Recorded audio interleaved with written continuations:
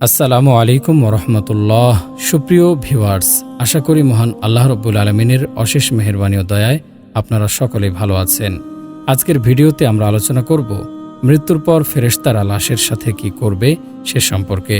মৃত্যুর পর ফেরেশতারা লাশের সাথে কি করবে সেটি জানতে হলে ভিডিওটি শেষ পর্যন্ত দেখুন। তো চলুন শুরু করা যাক। একদিন রাসূলুল্লাহ সাল্লাল্লাহু আলাইহি ওয়াসাল্লামের একজন সাহাবী মারা গেলেন। তখন মুহাম্মদ সাল্লাল্লাহু আলাইহি ওয়াসাল্লাম ওনার জানাজা পড়ালেন। তারপর একদল সাহাবী যখন মৃতদেহ কবর দেওয়ার জন্য কবরস্থানে নিয়ে গেলেন, সবার সাথে আমাদের নবীজি সাল্লাল্লাহু আলাইহি সাল্লাম হেঁটে আসলেন। তখন দুইজন সাহাবী কবর খুঁড়তে শুরু করলেন। সবাই মৃতদেহকে ঘিরে বসে আছেন।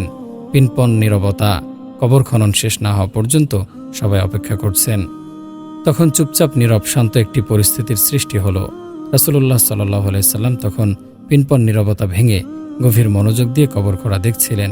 একটু পর তিনি সবার দিকে তাকিয়ে বললেন, তোমরা কি জানো মানুষের মৃত্যুর পর আত্মার কি হয়?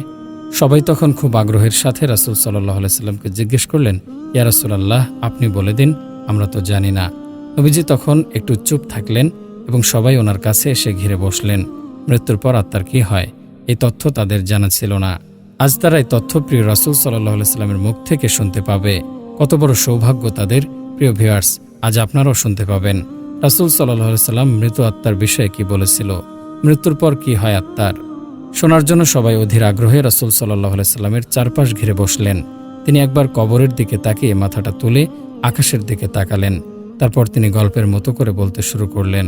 তিনি বললেন, শোনো, যখন মানুষ একেবারে মৃত্যুশয্যায়, তখন সে মানুষ ফেরেশতাকে দেখে ভয় পেয়ে যায়।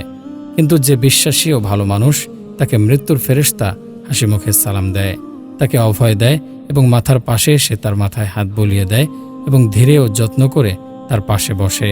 তারপর মৃতপ্রায় মানুষটির দিকে তাকিয়ে বলে, হে পবিত্র আত্মা, তুমি তোমার পালনকর্তার ক্ষমা ও ভালোবাসা গ্রহণ করো এবং এই দেহটি থেকে বের হয়ে আসো। মুমিনের আত্মা যখন বের হয়ে আসে, তখন সে কোনো রকম ব্যথা ও বেদনা অনুভব করে না। রাসূল সাল্লাল্লাহু আলাইহি সাল্লাম তখন একটু ভালো করে উদাহরণ দিয়ে বললেন, উদাহরণ হিসেবে মনে করো, একটি পানির পাত্র কানায় কানায় পূর্ণ হয়ে যাওয়ার পর উপর থেকে এক ফোঁটা পানি যেমন নিঃশব্দে নিচে নেমে আসে, ঠিক তেমনি নীরবে ও কষ্ট ছাড়াই আত্মাটির তার দেহ থেকে খুব শান্তিপূর্ণভাবে বের হয়ে আসে।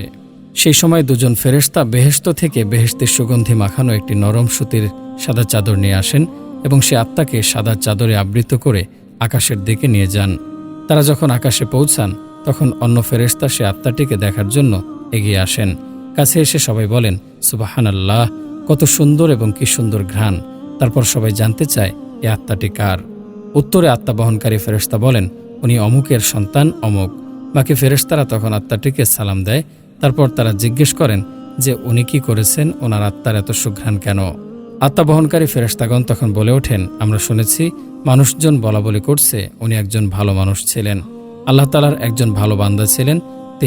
তিনি অনেক দয়ালু, মানুষের অনেক উপকার করেছেন সে। এতটুকু বলার পর রাসূল সাল্লাল্লাহু আলাইহি সাল্লাম একটু থামলেন। তারপর ভালোভাবে সবার দিকে একটু দৃষ্টি দিয়ে ওনার কণ্ঠটি একটু বাড়িয়ে বললেন, এই কারণে বলছি, সাবধান তোমরা, কিন্তু কখনোই মানুষের সাথে খারাপ ব্যবহার করবে না।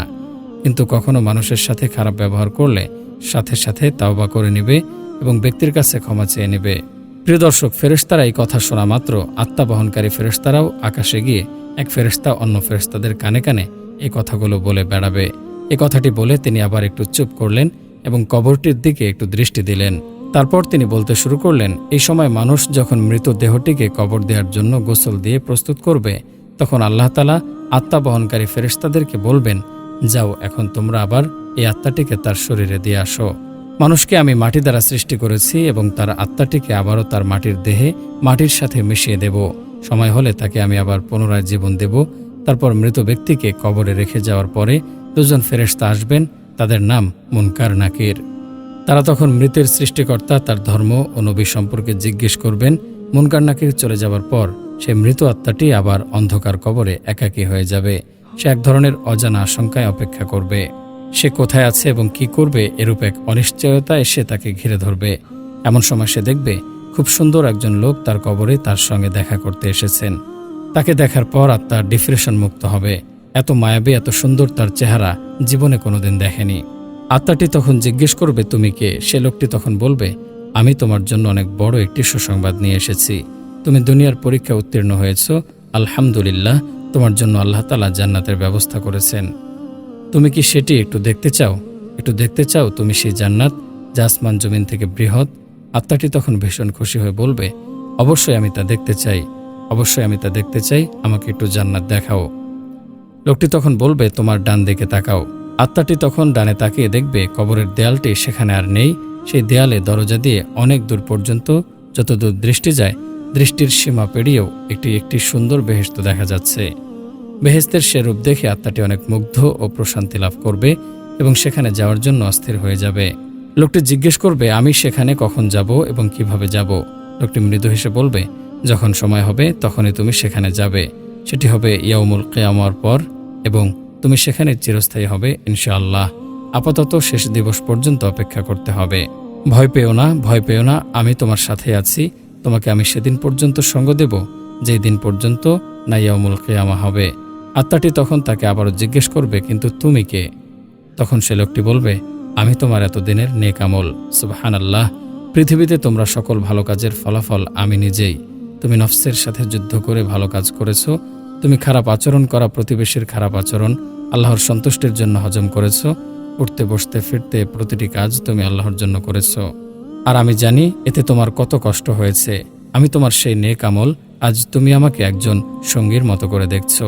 আমাকে আল্লাহ তাআলা তোমার সঙ্গ দেওয়ার জন্যই এখানে পাঠিয়েছে।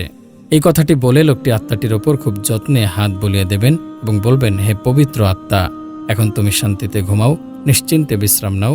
কথা বলার পর আত্মাটি এক নজরে বেহেশতের দিকে তাকিয়ে থাকবে এবং একসময় এই তাকানো অবস্থায় গভীর প্রশান্তিতে ঘুমিয়ে পড়বে। রাসূল সাল্লাল্লাহু আলাইহি সাল্লাম এতটুকু বলার পরে আবার থামলেন। সাহাবীরা তো তখন গায়ের কাপড় চোখের পানিতে ভেজালেন এবং বললেন, হে আমাদের রব, আপনি আমাদের সকলের পবিত্র আত্মা হিসেবে কবুল ও মঞ্জুর করে নিন, আমিন।